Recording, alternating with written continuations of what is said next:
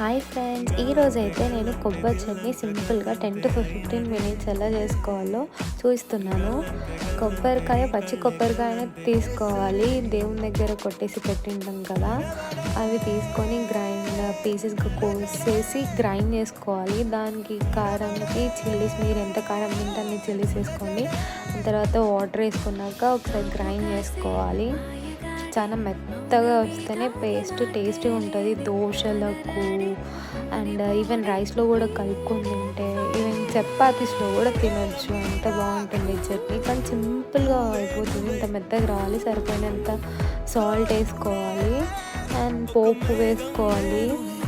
పోపు వేసుకుంటేనే చాలా బాగుంటుంది. పోపు కావాల్సిన జీలకర్ర అవన్నీ వేసేసుకున్న తర్వాత ఎండుమిర్చి, కరివేపాకు అంటే వేసుకొని దాన్ని మిక్స్ చేసుకుంటే అయిపోతుంది. మీకు ఈ వీడియో నచ్చితే సబ్స్క్రైబ్ చేసుకోండి.